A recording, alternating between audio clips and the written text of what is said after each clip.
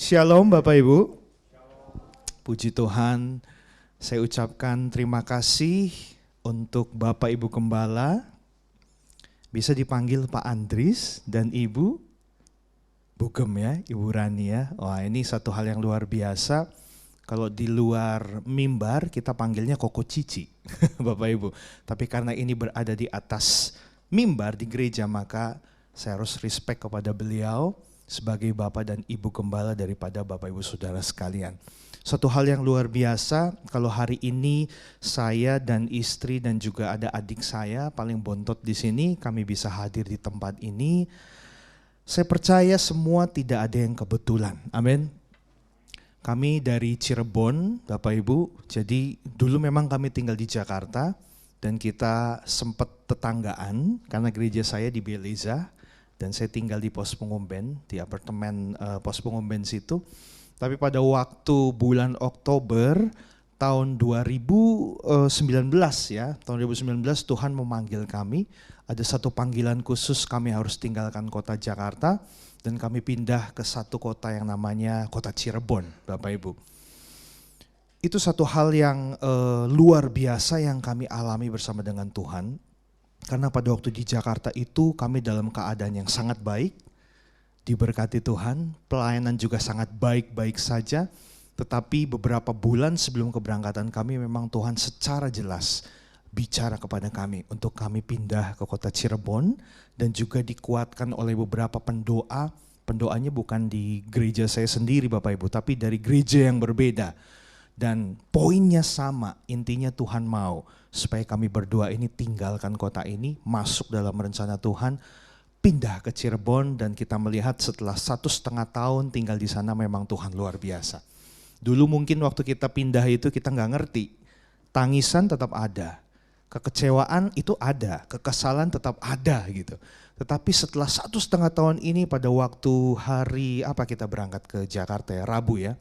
Rabu dalam perjalanan, masuk tol, masuk kota Jakarta, kami mengingat kembali proses-proses itu dan kita berkata, oh Tuhan, sekarang kami mengerti kenapa Tuhan memanggil kami untuk kami bisa masuk dalam rencananya Tuhan.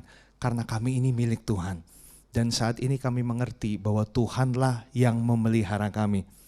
Tuhan yang memanggil, Tuhan memelihara. Ini satu hal yang luar biasa. Karena itu Bapak Ibu Saudara sekalian saat ini, apapun keadaanmu, saya tidak akan berkata apa kabar Bapak Ibu dan saya tidak juga berekspektasi supaya jawaban Bapak Ibu itu luar biasa, dahsyat, yes, yes, yes, tidak selalu. Karena ada kalanya kita perlu jujur. Waktu saya tanya apa kabar Bapak Ibu, mungkin ada di antara dari setiap kita yang saya dalam keadaan yang kurang baik. Atau saat ini mungkin saya sedang tidak baik, it's okay. Itu kejujuran di hadapan Tuhan, amin. Tapi yang perlu kita tahu, walau keadaan kita tidak selalu baik, Tuhan selalu baik bagi setiap kita. Amin. Tepuk tangan buat Tuhan kita yang luar biasa Bapak Ibu. Puji Tuhan, sore hari ini saya akan membawakan sesuatu bagi setiap kita. Judulnya kita bisa lihat. Masalah, gak masalah. Nah cara bacanya begitu ya Bapak Ibu. Masalah, gak masalah. Kita ucapkan sama-sama ya. 1, 2, 3. Masalah, gak masalah. Sekali lagi, 1, 2, 3. Masalah, gak masalah. Nah, masalah itu apa sih? Kebanyakan orang itu alergi loh Bapak Ibu. Termasuk saya. Dengan yang namanya satu kata ini, masalah. Banyak orang takut dengan yang namanya masalah. Tuhan kalau bisa, waktu saya ikut engkau, waktu saya melayani engkau dengan segenap hati, jangan ada masalah lah. Saya mau hidup saya, hati saya itu penuh dengan damai sejahtera, dengan sukacita. Namun kenyataannya Bapak Ibu, waktu kita memilih untuk kita bisa kenal Tuhan lebih dalam lagi, kita bisa dekat kepada Tuhan lebih lagi, masalah itu bertambah loh. Percaya atau enggak? Iya. Jadi bukan berarti kita ikut Tuhan itu masalah hilang. Oh, jangan salah. Justru masalah akan dihadirkan oleh Tuhan. Sama seperti COVID-19 ini ya, berbagai macam varian. Masalah juga ada variannya Bapak Ibu. Ada yang mungkin tingkatnya oke lah, masih oke gitu ya. Ada yang udah middle, ada yang udah akut banget, ada. Dan masing-masing setiap kita saya lihat dari wajah-wajah setiap kita ini, kita punya masalah. Adakah dari antara kita, ini tolong jujur ya, yang tidak punya masalah bisa angkat tangan? Saya mau tahu. Yang gak punya masalah. Barangkali saya salah gitu ya. Yang gak punya masalah coba angkat tangan. Gak ada. Bayangkan, apalagi tinggal di kota Jakarta. Belum nyampe tempat kerja nih kita Bapak Ibu ya. Baru bangun tidur, mandi, makan, terus mau berangkat kerja, kita udah alamin yang namanya masalah. Apa? Macet. Kita kalau setiap pagi saudara mau pergi waktu tinggal masih di pos pengumben, baru keluar dari parkiran itu udah berhenti. Dan itu masalah, karena membuat kita nggak nyaman. Aduh, ini nih pasti saya akan capek, kaki ini akan pegel gitu ya. Belum lagi kalau udah mepet waktunya, waduh ini bisa terlambat ini, udah terjadi masalah. Tapi kita lihat saat ini, masalah yang dihadapi itu bukan kita aja Bapak Ibu. Tetapi Tuhan kita pun, Tuhan Yesus itu ngalamin loh. Nah di sini kita lihat nih, ini masalahnya cuma beberapa doang. Masalah Yesus lebih banyak. Yesus mengalami masalah pertama. Masalahnya apa? Waktu Yesus dikandung oleh Maria. Buat saya ini masalah. Karena apa? Maria itu mengandung sebelum ia menikah. Itu masalah. Bayangin kalau saat ini kita punya anak ya perempuan. Tiba-tiba anak itu bilang ke kita, "Mama, Papa, aku telah mengandung dengan Roh Kudus." Langsung mama papanya marah. Roh Kudus apa Roh Kudis? Gak percaya. Nah Bapak Ibu, pernahkah kita berpikir demikian? Kalau saat itu pun Maria seorang perawan, masih teenager ya mungkin kita sebutnya sekarang. Tiba-tiba ia mengandung, bukankah itu suatu masalah buat Maria? Masalah Bapak Ibu. Tapi lihat, setelah Yesus dikandung di Maria dan dia lahir, masalah itu gak berhenti sampai di situ. Yesus gak punya tempat untuk dia lahir loh. Bahkan kita lihat ceritanya Tuhan Yesus itu lahir di mana? Nama gereja Bapak Ibu, Little Flock. Bukan vlog ya, vlog ya. Di kandang. Apakah itu satu hal yang membawa keceriaan? Tidak, itu masalah. Kalau kita punya anak, istri Bapak Ibu ya, mau melahirkan, terus gak ada tempat, rumah sakit penuh gitu ya misalnya. Kita pun lagi gak ada di dekat rumah nih, adanya kandang domba. Mau lahiran di kandang domba? Gak mau. Masalah buat Yesus, gak berhenti. Habis itu Yesus harus disembunyikan dulu sementara di Mesir. Karena apa? Mau dibunuh. Anak laki-laki itu saat itu mau dibunuh karena kedengaran berita kan kalau Mesias itu lahir, Yesus itu lahir. Masalah gak? Ini masalah. Bayangin, saya melihat ya ampun hidup Yesus dari semenjak dia dikandung sampai dia dilahirkan, itu hidupnya penuh dengan ketegangan. Kayak film horor. Itu gak pernah nyaman loh. Setelah itu dia hidup dalam dunia ini, apakah hidupnya nyaman? Enggak. Dia melayani Tuhan dengan segenap hati loh. Melayani umat Tuhan semuanya. At the end dia harus mati di kayu salib. Itu masalah. Nah karena itu ini menguatkan setiap kita Bapak Ibu. Bahwa kalau kita sedang ikut Tuhan, kita ngalamin masalah. It's normal. Itu normal. Justru yang aneh kalau kita ikut Tuhan nggak pernah ada masalah. Itu aneh. Itu aneh banget. Bahkan ada satu pendeta yang saya kenal. Kalau doain buat umat Tuhan di atas mimbar. Tuhan, biarlah engkau memberikan masalah demi masalah kepada setiap umatku. Aduh, keren banget loh. Orang kan biasanya doain Tuhan berkati. Tuhan tolong berikan jalan keluar. Tetapi pendeta ini bilang, enggak Tuhan. Tuhan berikan masalah kepada setiap jemaatku. Dengan tujuan apa? Supaya bisa diproses. Dari proses itu menghasilkan satu minyak yang murni. Seperti minyak zaitun dari buah zaitun. Diperas, ditekan, disaring. Keluar minyak murni untuk apa? Menerangi, menjadi pelita. Nah kita pun demikian. Karena itu saat ini kita sedang mengalami masalah Bapak Ibu. Jangan khawatir. You are not alone. Saya pun mengalami. Cuman bedanya saat ini mungkin saya sedang memberitakan firman Tuhan dan mukanya tersenyum. Tapi Bapak Ibu tidak tahu apa yang sedang kami pikirkan. Apa yang sedang kami alami bersama dengan Tuhan. Nah cuman bedanya kan orang levelnya beda-beda. ada yang bisa handle masalahnya, ada yang kelihatan langsung dari muka ya. Kalau lagi ada sesuatu gitu kayaknya lesu banget ya. Kayak berbeban berat gitu ya, kayak lagu lama gitu ya, saya gak akan nyanyi. Ketika aku berbeban berat, ku datang, nangis itu. Belum habis selesai udah nangis gitu ya. Gak apa-apa, it's normal. Next. Nah, kekristenan itu, saya harus ingatkan kepada setiap kita. Ini berbicara tentang high voltage atau tegangan tinggi. Sama-sama katakan tegangan tinggi. 2, 3. Tegangan tinggi. Di sini ada gambar listrik Bapak Ibu. Memang betul. Jadi waktu kita memilih untuk menjadi pengikut Kristus, jangan harap kita akan mendapatkan yang namanya kenyamanan demi kenyamanan. Tapi ikut Tuhan itu melepaskan kenyamanan. Makanya disebut oleh kata-kata ini. Kekristenan itu berbicara tentang high voltage. Kita baca ayatnya dari 2 Timotius 2 ayat 3 sampai 4. 1, 2, 3. Ikutlah menderita sebagai seorang prajurit yang baik dari Kristus Yesus. Seorang prajurit yang sedang berjuang tidak memusingkan dirinya dengan soal-soal penghidupannya.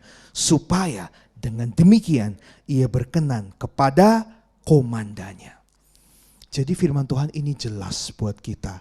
Dikatakan kita ini disebut prajurit-prajurit Kristus. Kita itu dipanggil bukan untuk nyaman. Kita tuh dipanggil bukan hanya untuk diberkati. Yes, akan diberkati. Tapi poin utamanya bukan diberkati, tetapi untuk menderita. Menderita apa? Banyak hal. Penderitaan paling utama adalah penderitaan tentang hati. Seorang prajurit disebut prajurit pada waktu ia berada di tengah medan perang. Dia harus menghadapi musuh, bom yang ada, tembakan yang ada. Wah, pokoknya pada saat seorang prajurit itu berada di medan perang itu keadaannya horor, menakutkan. Karena apa?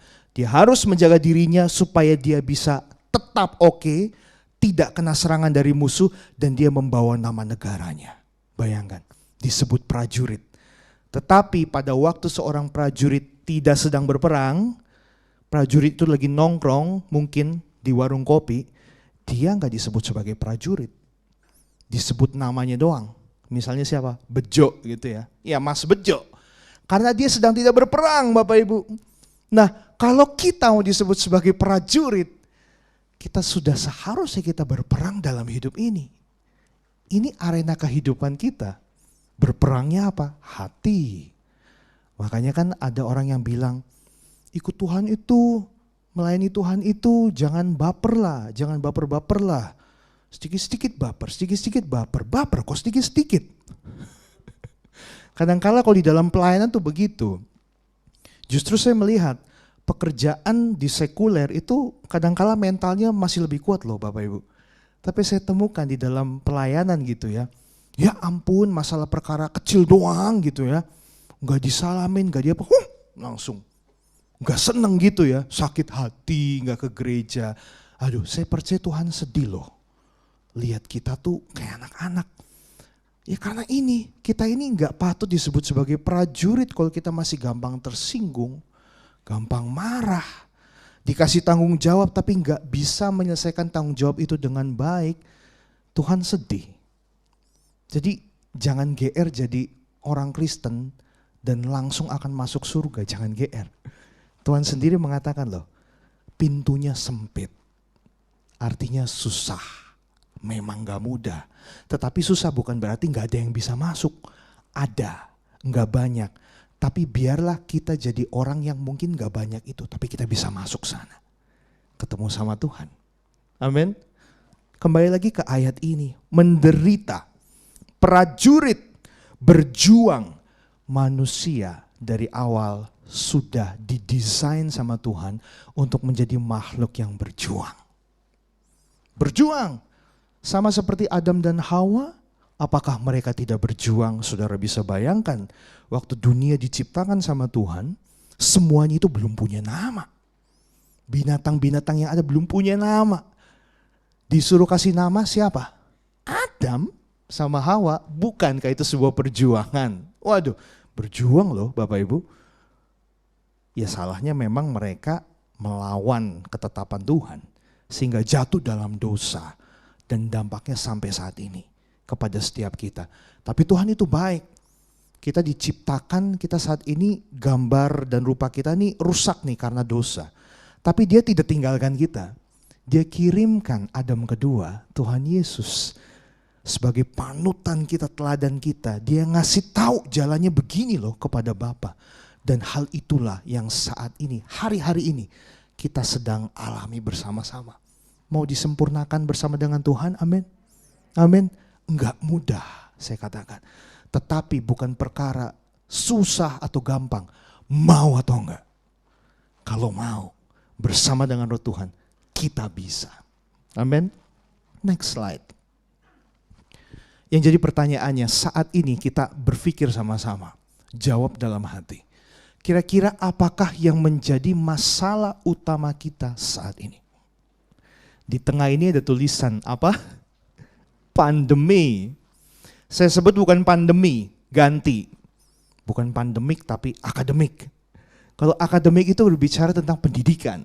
Jadi sebenarnya dengan keadaan kita saat ini, COVID-19 yang ada ini, Tuhan sedang mengajar kita loh Bapak Ibu.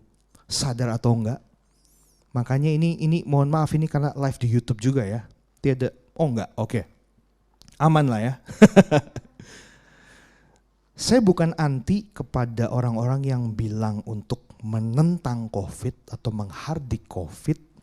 Ini perlu diluruskan soalnya. Karena saya hamba Tuhan, saya bertanggung jawab dengan apa yang saya katakan. Dan saya harus mengajar setiap umat Tuhan itu back to the Bible. Jadi harus sesuai dengan firman Tuhan. Tetapi COVID-19 ini memang Tuhan izinkan terjadi untuk memurnikan umat Tuhan sebelum kedatangannya. Kalau kita sadar. Jadi kita ubah pandemik ini bukan pandemik. This is academic. Ini adalah pendidikan, pelatihan untuk apa? Seperti yang tadi Timotius tadi, jadi prajurit Kristus. Nah saat ini apa yang jadi masalah kita? Keluarga, pendidikan mungkin yang tadinya biasanya sekolahnya jadi enak, sekarang semua online. Tapi ada keuntungannya juga. Saya punya beberapa anak didik, saya tanya, kamu lebih suka sekolah online atau onsite? Online, Om. Kenapa? Bisa tidur. Waduh, saya bilang ya. Gak boleh kamu, masa tidur? Iya, soalnya kalau lagi online tuh misalnya saya tiba-tiba ngantuk, Om. Terus kadang saya bisa makan, minum, saya dengerin sambil tiduran aja. Saya bilang, berdosa kamu ya. Gak boleh. Ini luar biasa. Nah apalagi? Ini finansial. Finansial ini menjadi salah satu masalah terbesar kalau saya lihat dengan mulainya pandemik ini.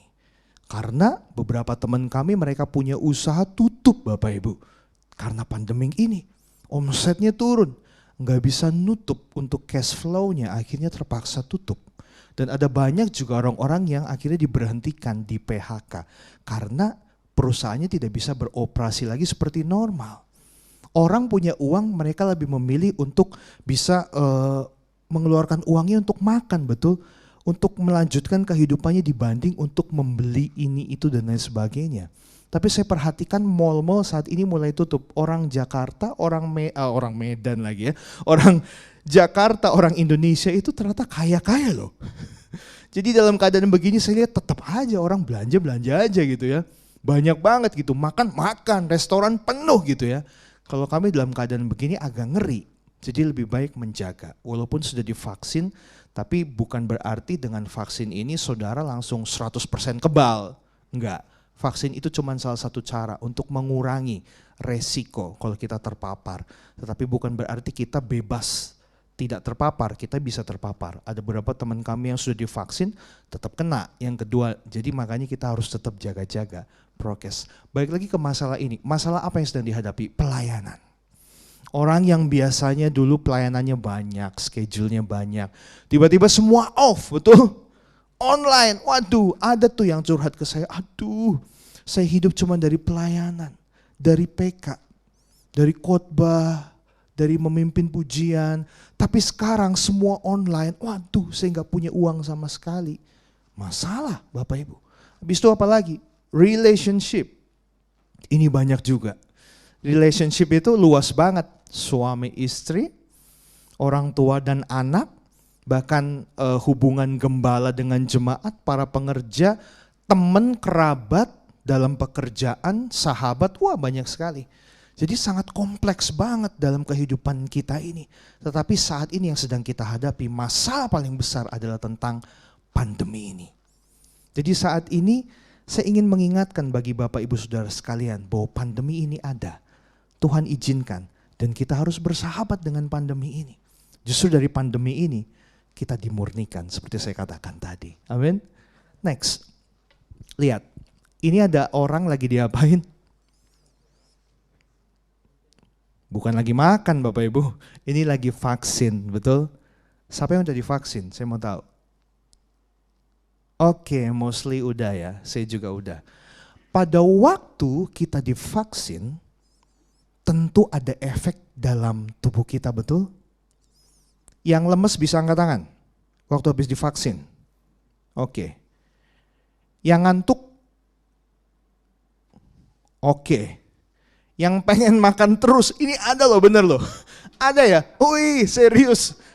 Wah, ini sebenarnya karena vaksin atau karena memang diri sendiri ya? Oke, macam-macam, ada yang pusing, betul? Sampai berapa hari? Nah saya aneh. Saya nggak ngerasain apa-apa tapi saya nggak bisa tidur 2 hari. Seger terus, aneh, benar-benar aneh. Nah tetapi sampai saya kesel, jujur. Kok saya nggak bisa tidur? Saya kesel karena nggak bisa tidur gitu. Tidur kayak seger gitu, aneh, benar-benar aneh. Ya udah saya ngerjain apa gitu di studio kan. Tapi saya ingat juga nggak boleh juga kalau nggak tidur saya bisa drop nanti kan. Jadi saya paksa-paksain aja. Subuh baru bisa tidur beberapa jam aja. Dan waktu vaksin kedua pun sama seperti itu. Jadi memang agak aneh gitu ya. Vaksin masuk ke tubuh saya gitu.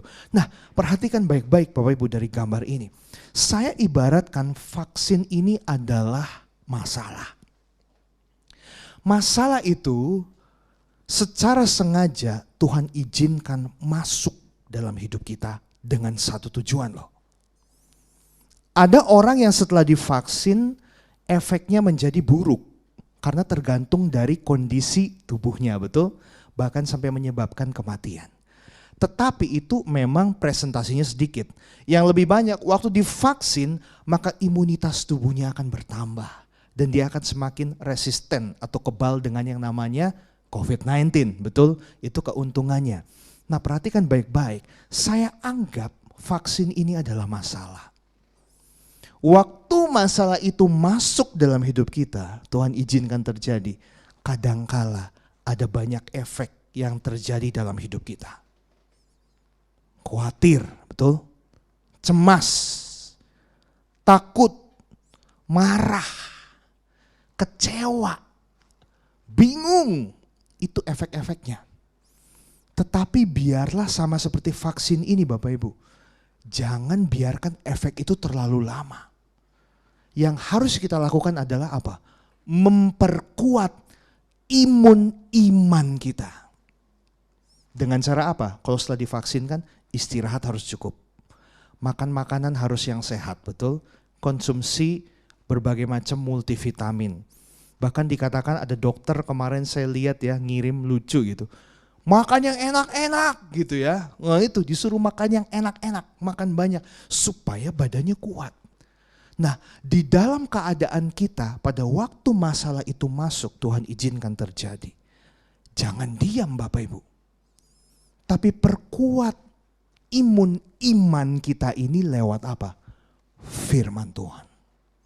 Firman itu harus banyak kita masukin ke dalam hidup kita. Diingatkan terus. Sekarang kan zamannya YouTube gampang. Kalau dulu kan belum populer. Sekarang oma-oma aja, oma saya aja nontonnya YouTube. Keren loh. Dia bisa detail, ingat loh. Kamu waktu itu bikin vlog ya. By the way jangan lupa subscribe my channel ya saudara. Ini jadi sekalian promosi ya. Karena di channel kami itu setiap minggu kami adakan satu program namanya Saat Menyembah. itu live juga di radio, nanti malam ada jam 7 malam. Jadi kita itu memang punya kerinduan untuk bisa nemenin saudara-saudara kita dimanapun mereka berada dengan pandemi gini untuk nemenin saat teduh. Jadi setiap pagi itu saya keluarin video-video kami berdua menyembah Tuhan worship, nemenin setiap orang, dan ternyata subscribernya nambah terus gitu, ada karena banyak orang yang butuh. Pas bangun tidur, mereka mau saat teduh, mereka bingung kan, nggak ada musik, nggak bisa main musik, puterlah channel kita saat menyembah, ikut menyembah. Jadi akhirnya firman Tuhan itu bisa masuk gitu. Nah, luar biasa, cuman lantaran karena saya saat ini diundang ke GBI Little Vlog, maka kami tidak punya cukup waktu untuk syuting, sehingga nanti malam jam 7 malam itu yang ada audionya aja, gambar kita nggak ada. Karena kita nggak keburu waktunya, waktu minggu kemarin padat banget Bapak Ibu. Tetapi saya dengar 2 hari lalu di gereja saya di mana kami melayani di Cirebon, karena sedang meningkat COVID-nya, maka semua cabang di offline kan, dan saya langsung seneng banget. Karena biasanya kalau minggu kita maraton dari pagi sampai malam non stop terus, tapi dengan COVID begini puji Tuhan, Tuhan memberikan kita waktu untuk istirahat. Kayak firman Tuhan kan di Mazmur ada kata-kata lalu ada Sela, nah itu berhenti dulu sebentar. Puji Tuhan. Oke, balik lagi Bapak Ibu ke firman Tuhan. Teks lagi, next. Bagaimana caranya kita ini menghadapi masalah yang sedang kita hadapi saat ini? Kuncinya cuma satu. Ubah paradigma kita lebih dahulu yang lama dengan yang baru. Jadilah pengikut Kristus yang cerdas dan tahu kebenarannya. Jadi waktu ikut Tuhan tuh bukan karena ikut-ikut. Bukan karena mama papa saya juga dulu Kristen. Karena mama papa saya pelayanan di gereja. Karena papa saya gembala. Wah itu bahaya banget. Makanya saya jadi ikut Kristus juga. Nggak bisa Bapak Ibu. Keselamatan itu masing-masing milik kita pribadi. Kita punya tanggung jawab untuk mengenal Tuhan. Dan menjadi jemaat yang cerdas yang tahu kebenarannya. Bahkan setiap firman Tuhan yang Bapak Ibu dengarkan dari siapapun yang berada di atas mimbar ini, Bapak Ibu jangan langsung percaya, boleh. Bapak Ibu harus pelajari sendiri, saudara harus pelajari sendiri. Berdoa kepada Tuhan, Tuhan benar nggak firman Tuhan yang disampaikan? Kalau benar, masukkan di dalam kehidupanmu, lakukan. Tetapi kalau ada hal-hal yang mungkin kayaknya kurang pas, nggak usah dimasukkan. Karena ada banyak juga hamba-hamba Tuhan yang kurang pas Bapak Ibu. Pada waktu menafsirkan firman Tuhan, namanya juga manusia, bisa salah. Karena itu kita harus tahu kebenaran firman Tuhan. Amin. Next, Amos 5 ayat 4 sampai 6. Ini judulnya tentang jalan yang menuju hidup. Saya akan baca bagi setiap kita. Sebab beginilah firman Tuhan kepada kaum Israel. Dikatakan, carilah aku maka kamu akan hidup. Janganlah kamu mencari Betel, dikatakan. Janganlah pergi ke Gilgal dan janganlah menyeberang ke Beersheba. Sebab Gilgal pasti masuk ke dalam pembuangan dan Betel akan lenyap. Carilah Tuhan maka kamu akan hidup. Supaya jangan ia memasuki keturunan Yusuf bagaikan api. Memadamkan bagi Betel. Kita mulai dari ayat yang ke-5. Dikatakan demikian. Next. Ya. Janganlah kamu mencari Betel. Hari-hari ini dengan pandemik yang ada, masalah makin bertambah, maka kita diajarkan sebagai umat Tuhan. Dikatakan di dalam firman Tuhan ini, janganlah cari Betel. Maksudnya apa? Kita tahu, Betel adalah house of God. Ini bicara tentang gereja fisik, bukan berarti tidak boleh ke gereja loh ya.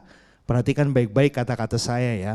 Tetapi begini, waktu kita sedang mengalami masalah, tujuannya itu jangan langsung, Tuhan saya pokoknya mau datang ke gereja supaya masalah saya bisa selesai. Itu fokusnya salah. Kita datang ke gereja itu untuk cari Tuhannya, bukan untuk cari solusinya loh ya. Karena ada banyak orang datang ke gereja untuk mendapatkan sesuatu, get something, untuk bisa mendapatkan solusi dalam hidupnya. Dan dia pada saat dia gak dapetin solusi, dia kecewa. Tinggalkan Tuhan. Tetapi waktu kita datang ke gereja, cari Tuhan dulu. Pribadinya dulu. Nah itu. Bukan maunya apa. Bukan cari mujizatnya. Bukan cari berkatnya. Dan dikatakan Bethel, house of God. Karena Bethel akan lenyap. Saya sempat berpikir begini Bapak Ibu. Dengan keadaan pandemik begini, dari tahun lalu sebenarnya, saya pernah taruh di Instastory saya. Saya ngetik begini kepada teman-teman saya. Pernah mikir gak sih, kalau dari COVID ini, mungkin ini adalah awal dari lenyapnya dunia. Waduh, ini berat banget ya. Saya sempat kepikiran loh. Karena biasanya kita kan kumpul sama-sama, ibadah sama-sama. Enggak jarang-jarang gini, dempet-dempet jadi anget ya. Panas gitu ya. Kalau sekarang dingin gitu karena oh iya orangnya sedikit. Kalau dulu mau AC sebanyak apapun kadang-kala masih panas gitu ya. Sekarang tuh dingin gitu ya. Karena orangnya udah jarang. Pernah gak sih mikir kalau suatu waktu nih, jangan-jangan gereja secara fisik itu akan hilang loh. Dan saudara harus ngerti dengan keadaan begini tuh Tuhan sedang mengajarkan kita. Bahwa kita harus menjadi penyembah Tuhan di dalam roh dan kebenaran. Itu berarti dalam roh itu bukan bahasa roh loh. Bahasa roh iya, tapi itu bukan nomor satu, bukan number one. Roh di situ adalah R-nya kecil. Itu mengacu kepada roh kita. Jadi waktu kita menyembah Tuhan itu bukan mulut. Bukan mulut doang. Nyanyi, oh nothing is impossible. Enggak. Memang keluar dari mulut kita sebagai satu ekspresi penyembahan kita. Tapi jauh lebih dalam, roh kita yang nyembah Tuhan. Berbicara tentang roh itu gak bisa dibatasi oleh ruang dan waktu. That's why saat ini Tuhan sedang mengajarkan kita menyembah Dia gak mesti di dalam gereja. Saat ini kita sedang beribadah, tapi kita langsung ditayangin online lagi, orang lagi ada di rumah, lagi di jalan. Mereka juga tetap bisa beribadah. Jadi Tuhan tuh sebenarnya lagi ajarin kita Bapak Ibu. Untuk konsep daripada pemikiran kita. Bahwa pada waktu kita punya kerinduan untuk nyembah Tuhan. Kerinduan untuk nyembah Tuhan itu bukan sekedar nyanyian kita nyanyikan. Bukan sekedar kita kumpul sama-sama angkat tangan, teriak, bahasa roh. Bahkan menangis, loncat-loncat, itu cuman baru diekspresi dan masuk ke jiwa. Tapi adakah setiap kita menyembah Tuhan benar-benar dari roh kita? Sehingga hal itu yang membuat kita jadi pribadi yang berbeda. Semakin kita sering menyembah, semakin kita diubahkan.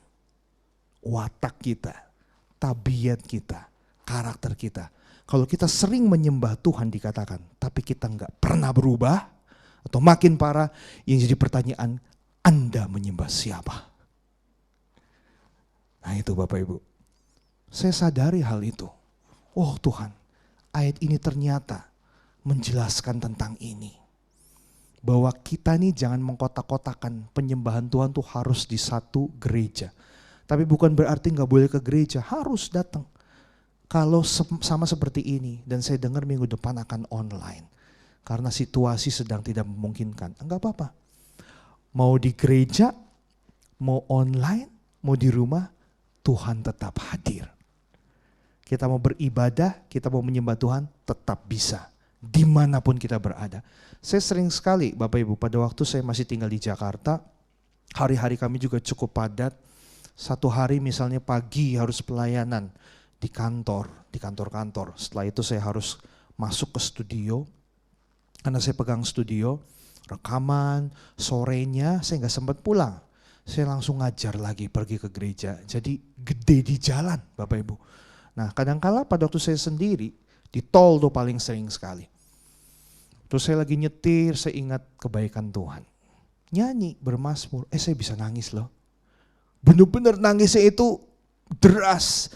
Sampai waktu itu kan bayar tol masih ada orang ya, saya malu. Mau bayar tol, nah jalan lagi. Tapi itulah the presence of God itu tidak bisa dibatasi oleh ruang apapun. Jadi bukan hanya dalam gereja, waktu saudara keluar dari tempat ini, saudara bisa tetap merasakan the presence of God. Karena kita menyembah Dia bukan lewat mulut kita doang, tapi dengan roh kita. Amin. Ayat selanjutnya dikatakan ayat yang kelima, next. Janganlah kamu mencari Bethel, lalu janganlah pergi ke Gilgal dikatakan. Habis battle, tadi bicara tentang rumah Tuhan secara fisik, lalu dikatakan Gilgal. Gilgal ini apa sih? Gilgal itu adalah circle of stones. Altar yang melingkar. Ini ada di ayat Yosua 5 ayat 8 sampai 9. Seluruh bangsa itu setelah selesai disunat, maka tinggallah mereka di tempatnya masing-masing di perkemahan itu sampai mereka sembuh. Dan berfirmanlah Tuhan kepada Yosua, hari ini telah kuhapuskan celah Mesir itu daripadamu, itulah sebabnya nama tempat itu disebut Gilgal sampai sekarang. Ini maksudnya apa? Gilgal ini mengingatkan kita kepada hukum Taurat. Kan dikatakan tadi tentang sunat ya, tentang bangsa Israel. Nah, yang menyelamatkan kita sebenarnya itu bukan hukum Tauratnya, tetapi Tuhan Yesusnya yang telah menggenapi hukum Taurat itu. Karena kalau kita mau lihat, tidak ada satu manusia pun yang mampu menggenapi hukum Taurat itu. Gak mudah. Manusia ini banyak celah. That's why Tuhan Yesus hadir untuk menggenapi itu bagi kita, gantiin kita. Wah, ini hal yang luar biasa Bapak Ibu. Jadi saat ini kita mengalami masalah dalam hidup kita, jangan kita punya konsep pemikiran dengan saya melakukan hukum Taurat gitu ya, maka saya akan diselamatkan. Dengan saya mengucapkan Mazmur 91 gitu ya. Ini biasanya waktu itu happening banget ya, tahun kemarin ya. Diulang-ulang gitu ya Mazmur 91. Wah, dengar Bapak Ibu. Yang menyelamatkan tuh bukan ayat Mazmur 91-nya. Walaupun kita mengucapkan sampai jutaan kali, tapi kalau dalam kehidupan kita, kita tidak beriman pada Tuhan, kehidupan kita tidak berkenan di hadapan Tuhan, hal itu menjadi sia-sia. Tapi walaupun kita tidak mengucapkan Mazmur 91 itu sering, berkali-kali, namun saat engkau hidupmu berkenan di hadapan Tuhan, menjaga kekudusan, connecting terus sama Tuhan, tanpa kita minta berkat, berkat itu akan kejar kita. Perlindungan itu otomatis Tuhan berikan. Dan hal ini yang harus kita punya Bapak Ibu. Konsep pemahaman seperti ini. Supaya kita bisa mengerti kebenaran firman Tuhan. Jangan sampai dikatakan umatku binasa karena tidak mengenal Allah. Jadi bukan berarti umatku binasa karena gak ke gereja. Enggak. Umatku binasa karena gak nyanyi haleluya. Enggak. Umatku binasa karena mereka tidak mengenal Allah. Gawat. Jadi karena itu kita harus jadi umat-umat Tuhan yang mengenal Tuhan. Next, secara cepat karena waktu sangat singkat sekali. Janganlah menyeberang ke Beersheba. Kita lihat Beersheba ini apa sih? Beersheba, well of seven. Dikatakan ini 7 sumur tentang kelimpahan. Jadi begini, dalam keadaan kita saat ini Bapak Ibu, janganlah kita mengandalkan apa yang kita punya. Gampang, saya masih punya tabungan. Saya masih punya aset. Kalau perlu amat tinggal dijual, gampang. Hidup kita bisa tenang, nyaman. Oh jangan salah. Tuhan berkata, barang siapa yang mengandalkan kekuatan manusia akan terkutuk. Aset kita, uang kita, channel kita, jabatan kita, semua yang kita punya di dalam dunia ini itu titipan Tuhan. Dan satu waktu hanya dalam hitungan hari, detik, bisa diambil. Ada banyak orang kaya raya banget di Cirebon Bapak Ibu.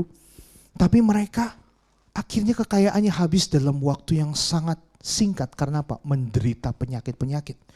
Jadi selama bertahun-tahun mereka ngumpulin uang itu percuma. Sakitnya pokoknya aneh-aneh. At the end meninggal juga. Nah sekarang gimana dong? Udah berjuang setengah mati ngumpulin uang gak bisa nikmatin. Karena mengandalkan apa? Kekuatan sendiri. Nah Tuhan sudah mengingatkan, jangan andalkan kekuatan kita. Di saat-saat ini iman kita sangat diuji. Kami berdua Bapak Ibu hidup oleh karena anugerah. Kami tidak bekerja. Bahkan istri saya yang sebenarnya sebelum kami pindah ke Cirebon, dia itu pegang desain grafis dan mendesain brand-brand besar Bapak Ibu. Dan rewardnya itu sangat besar sekali, udah bukan ngomong jutaan, puluhan juta gitu. Gede sekali, tetapi satu waktu Tuhan bilang, kamu mau menjadi hamba dunia atau hambaku? Tinggalkan semua. Enggak semua orang loh dikasih panggilan gini ya. Jadi jangan abis ini Bapak Ibu keluar tinggalkan semua. Jangan, saya nggak ngajarin. Jangan loh, jangan ya. Nanti jadi saya salah. Ini pas kebetulan di kami berdua. Tuhan bilang tinggalkan. Sempat nangis istri saya. 1 minggu kan, aduh Tuhan yang benar nih berarti saya harus tolak. Ditolak loh. Jadi pekerjaan itu benar-benar kami tolak. Karena Tuhan memang suruh seperti itu. Tapi setelah berapa bulan kemudian kita melihat, oh Tuhan, ternyata Tuhan mau kami berdua ini benar-benar murni melayani Tuhan. Dan sampai saat ini kami hidup dengan baik. Bahkan kalau makan harus jaga. Karena apa? Banyak orang tuh ngasih makanan, ngundang ini itu. Wah, kita harus jaga. Saya olahraga, tenis Bapak Ibu supaya bisa lebih langsing. Tadi waktu ketemu dengan Ibu Rani, langsingan. Oh iya dong, kan tenis. Oh iya, asik. Jadi hamba Tuhan itu nggak boleh banyak makan loh. Hai para hamba Tuhan ya. Yang mendengar ya. Anda harus jaga tubuhmu karena tubuhmu adalah bait Allah. Asik. Karena terbukti dari semenjak merit sampai saat ini saya cukup stabil. Kan ada orang, ini saya nggak main fisik ya tapi terang-terangan ya. Enggak. Ada orang ya dulu belum merit gitu ya mungkin kurus banget tapi setelah merit langsung bener-bener besar gitu ya. Terus alasannya, kan udah ada yang ngurusin bro gitu. Iya sih, tapi kan itu untuk kebaikan diri sendiri. Harus tetap jaga gitu. Ya yang penting sehat, jangan berlebih. Kalau makan segala sesuatu, ingat yang berlebih itu kurang baik. Jadi harus yang balance gitu Bapak Ibu. Next. Amos 5 ayat 4 dan 6. Sebab beginilah firman Tuhan, ini yang harus kita lakukan.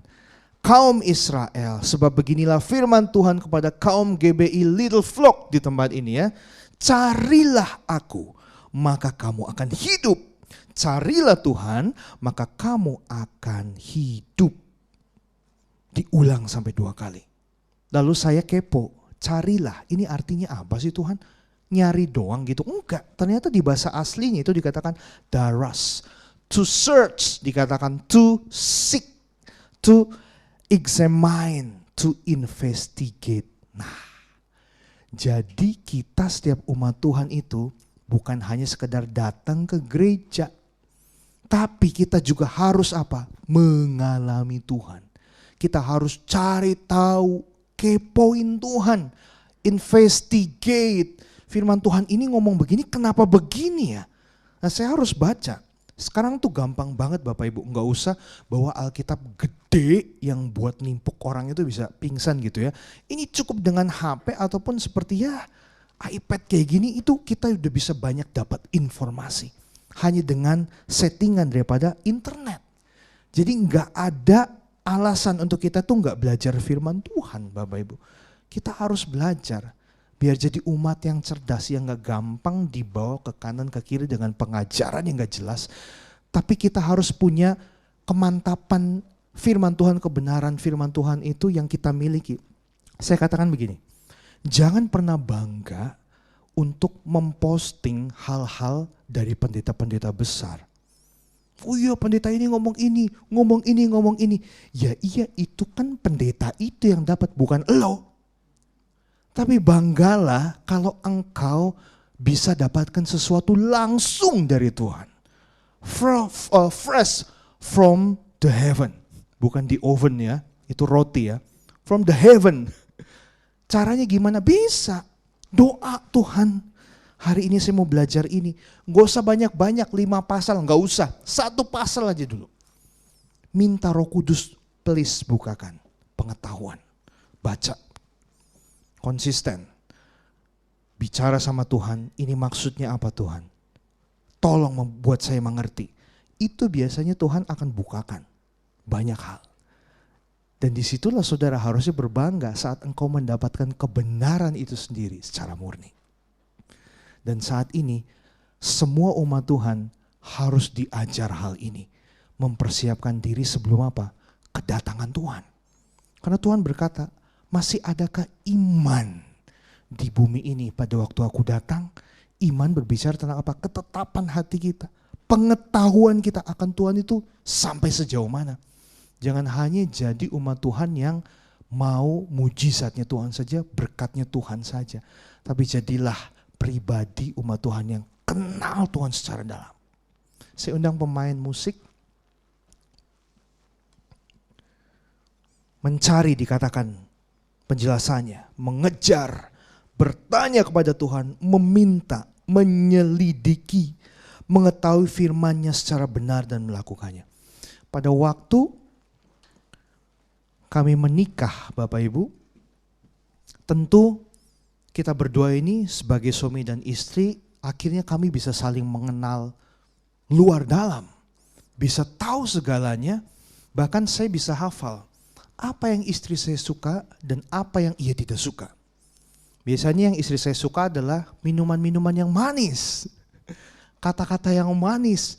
Yang dia gak suka adalah kalau waktu lagi ngomongin mantan. Wah, ini misalnya sebagai contoh. Begitu pula dengan saya gitu ya. Nah, pernahkah kita berpikir seharusnya hubungan kita dengan Tuhan juga begitu loh. Kan Tuhan itu dekat banget sama kita. Kita ini bukan hanya anak Tuhan. Tetapi satu waktu firman Tuhan katakan, kita itu calon mempelainya Tuhan loh. Waktu ia datang dalam dunia ini, anggap dia itu mempelai pria, kita ini mempelai wanita. Waktu saya mau married sama istri saya akan mempersiapkan diri saya dengan baik. Tidak mungkin saya pakai kolor aja Bapak Ibu. Istri saya sudah make up dari jam 4 pagi dengan cantiknya, maka saya juga harus pakai jas yang baru, celana baru, rambutnya juga walaupun sedikit ditata Bapak Ibu. Sampai saya menggunakan fiber, rambut fiber loh. Wah jadi buka rahasia ya. Karena kalau enggak, aduh ini Tuhan sekali seumur hidup Tuhan. Enggak bisa diulang lagi nih, udahlah Tuhan udah pakai fiber aja. Pada waktu jreng gitu keluar ya. Loh bro, rambutnya kok banyak bro? Diam. Diam jangan nanya, memang rambut gue banyak gitu kan. Kok perasaan enggak? Nah Bapak Ibu begitu, siapkan diri. Beberapa waktu ini Tuhan mengingatkan kami tentang hal itu. Ingat, aku datang itu untuk menjemput engkau. Kalau engkau enggak siap, kalau engkau masih pakai baju kolor, ku tinggal loh. Tapi dandanilah hidupmu. Dandan ini berbicara bukan tentang jas yang saya pakai. Dandani kerohanian kita. Karakter kita. Iman kita. Sehingga waktu Tuhan datang, mempelai itu datang, kita udah pas, sudah klop. Kita bersanding dengan Tuhan. Dibawa sama Tuhan.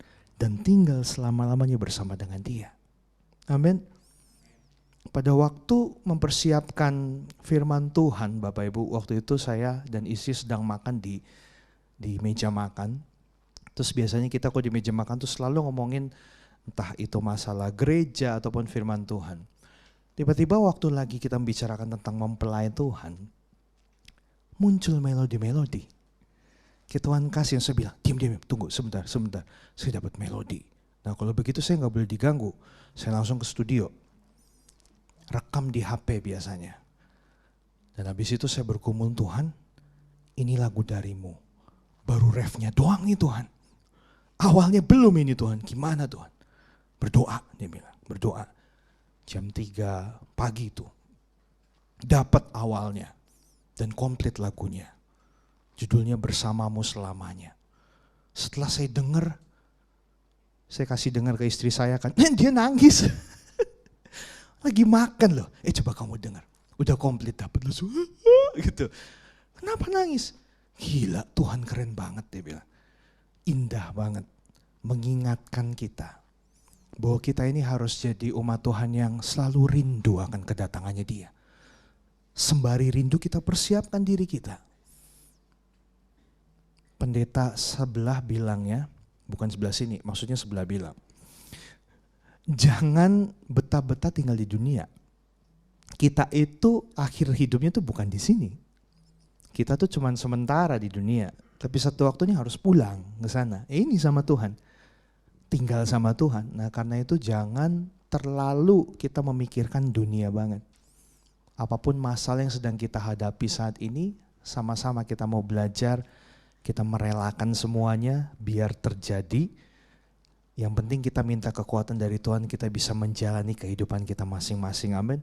Sampai pada akhirnya. Ayat terakhir kita baca sama-sama. Roma 8 ayat 28 Bapak Ibu. 1, 2, 3. Kita tahu sekarang bahwa Allah turut bekerja dalam segala sesuatu untuk mendatangkan kebaikan bagi mereka yang mengasihi Dia, yaitu bagi mereka yang terpanggil sesuai dengan rencana Allah. Ada kata-kata Allah turut bekerja dalam segala sesuatu mendatangkan kebaikan. Tetapi bagi siapa? Yang mengasihi. Mengasihi Tuhan berarti mencintai Tuhan. Mencintai Tuhan berarti memberikan seutuhnya hidup kita kepada Tuhan. Berarti kita tahu apa yang Tuhan suka, apa yang Tuhan gak suka. Kita lakukan apa yang Tuhan suka dan kita gak lakukan apa yang Tuhan gak suka. Dan baru dikatakan yang mereka terpanggil sesuai dengan rencana Allah. Berarti semua ini sudah direncanakan oleh Allah. Tinggal bagaimana respon setiap kita Bapak Ibu menerima masalah dalam hidup kita. Kita mau jadikan masalah itu masalah atau masalah itu enggak masalah. Karena itu proses bagi kita. Amin. Mari kita bangkit berdiri bersama-sama. Kami bersyukur Tuhan. Untuk hari ini biar firman-Mu terus ada dalam hidup kami dan hamba-Mu berdoa biar roh Tuhan yang memimpin setiap kami keluar dari tempat ini. Kami bisa berpegang teguh kepada Engkau Tuhan. Bukan hanya sekedar di dalam gereja, bukan sekedar hanya pada waktu ada di atas mimbar ini. Tapi dalam hidup kami sehari-hari, kami mau dipenuhi oleh roh-Mu. Kami mau roh-Mu memimpin kami. Dan kami percaya setiap masalah kami, Engkau tahu, Engkau akan memberikan jalan keluar. Pada waktu kami lebih dahulu mau melakukan kehendak-Mu agar hidup kami berkenan di hadapan-Mu Tuhan. Thank you Lord Jesus. Ku rindukan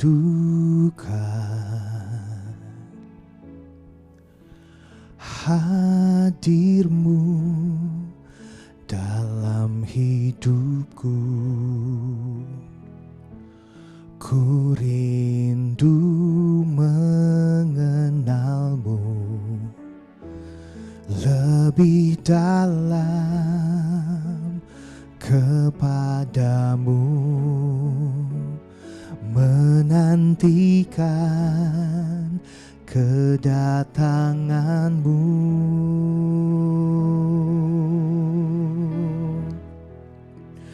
Ku siapkan jalan bagi Engkau Yesus Raja kemuliaan-Ku. Ku rindukan Engkau membawaku menjadi mempelai-Mu selamanya. Biar hatiku, segenap hidupku, Kau bentuk sesuai dengan kehendak-Mu. Mengasihi-Mu, mencintai-Mu, tinggal dekat selalu bersama-Mu selamanya.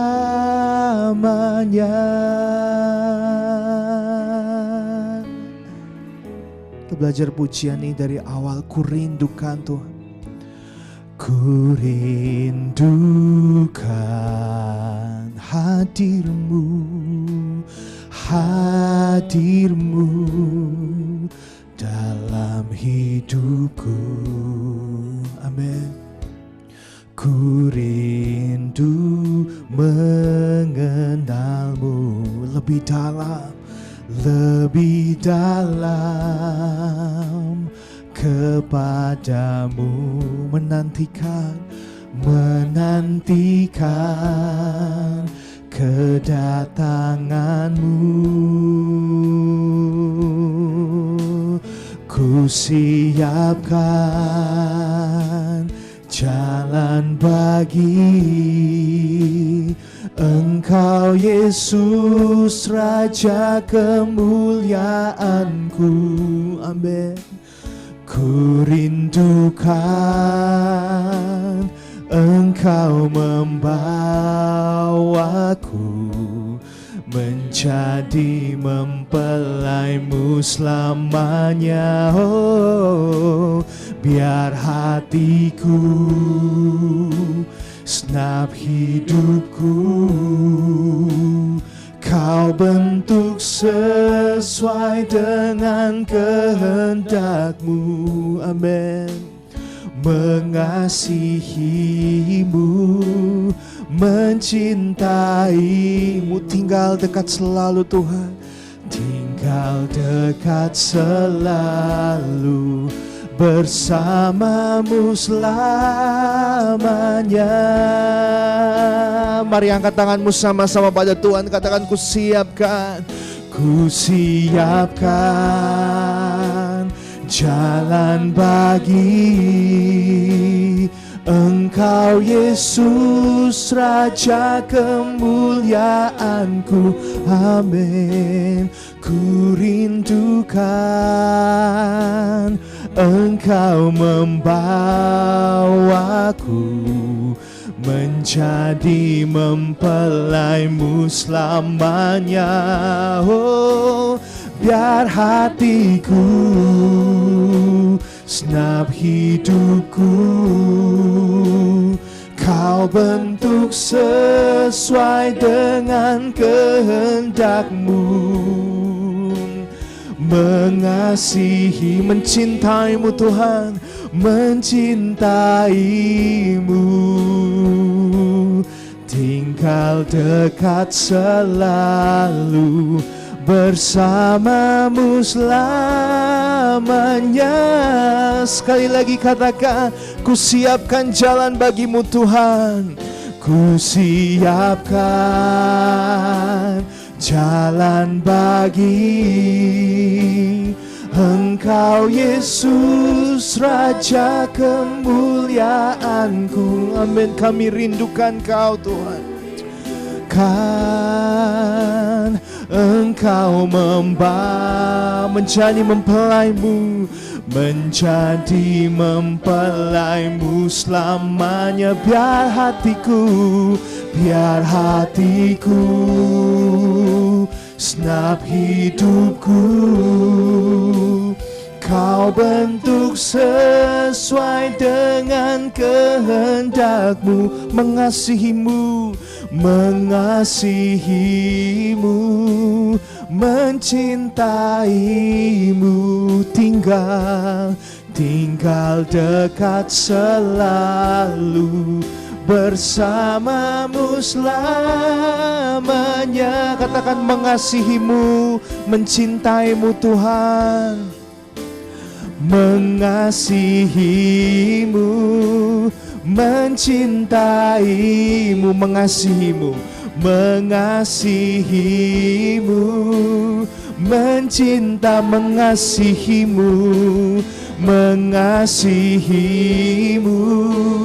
mencintaimu. Amin. Tinggal dekat selalu, bersamamu selamanya. Oh, we worship you Lord. Kami menyembah-Mu Tuhan, mempelai kami yang akan datang untuk menjemput setiap kami, untuk tinggal bersama-Mu selama-lamanya Tuhan. Terima kasih. Oh,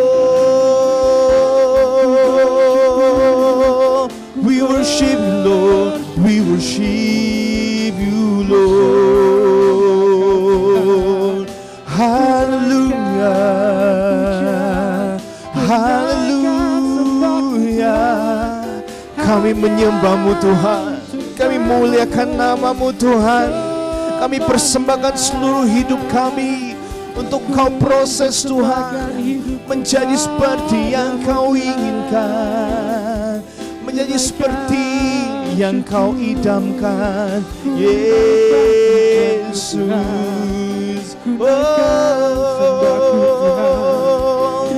Terima kasih, terima kasih Tuhan. Haleluya. We worship you, Lord. Terima kasih Tuhan. Terima kasih. Hamba-Mu berdoa saat ini untuk seluruh umat-Mu di tempat ini Tuhan. Biarlah kekuatan daripada Tuhan Engkau berikan bagi setiap kami. Kami tahu hidup bersama dengan Engkau tidak mudah Tuhan. Tapi kami percaya Roh-Mu yang memampukan kami berjalan bersama Engkau. Dari kemuliaan sampai selama-lamanya.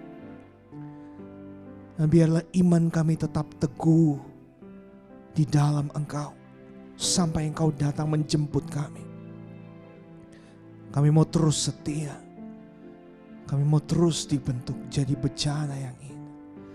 Mengiring-Mu seumur hidupku, masuk dalam rencana-Mu Bapa. Pikiran, katakan kehendakku, kehendakku ku serahkan padamu. Harapanku hanya di dalam. Kami kan teguh Tuhan, ku kan teguh bersama-Mu Tuhan. Jadikan bejana-Mu, bejana-Mu untuk memuliakan-Mu. Katakan mengiring-Mu Tuhan, mengiring-Mu seumur hidupku, masuk dalam rencana-Mu Bapa. Pikiranku, kehendakku ku serahkan padamu. Harapanku hanya di dalam-Mu. Ku kan teguh bersama-Mu Tuhan. Oh, jadikan ku bejana-Mu